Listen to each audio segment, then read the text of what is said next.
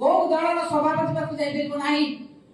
ଯଦି ଦଳ ସଭାପତି ଫୋନ କରୁଛନ୍ତି ତାହେଲେ ବ୍ଲକ ଏବଂ ତହସିଲ ଏବଂ ଜିଲ୍ଲା ପ୍ରଶାସନକୁ ଦଳୀୟ ଭିତରେ ଚାଲିବା ପାଇଁ ବାଧ୍ୟ କରୁଛନ୍ତି। ଏକଥା ଦେଖନ୍ତୁ, ବିଧାନ ସରପଞ୍ଚଙ୍କ ଫୋନରେ କିଏ କଥା ହେଲା ଆପଣ ସାଙ୍ଗରେ? କିଏ କଥା ହେଲା?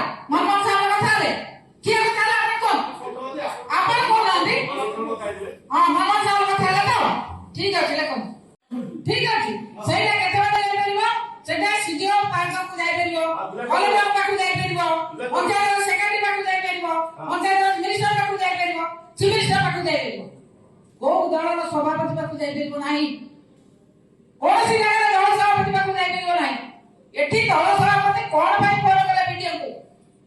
ଯଦି ଦଳ ସଭାପତି ଫୋନ କରୁଛନ୍ତି ତାହେଲେ ବ୍ଲକ ଏବଂ ତହସିଲ ଏବଂ ଜିଲ୍ଲା ପ୍ରଶାସନକୁ ଦଳୀୟ ଭିତରେ ଚାଲିବା ପାଇଁ ବାଧ୍ୟ କରୁଛନ୍ତି। ଏକଥା ଦେଖନ୍ତୁ।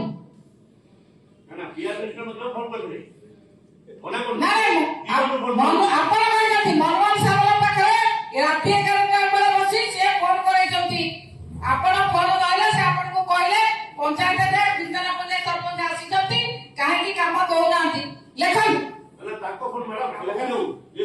ଫୋନ ଆସିଲା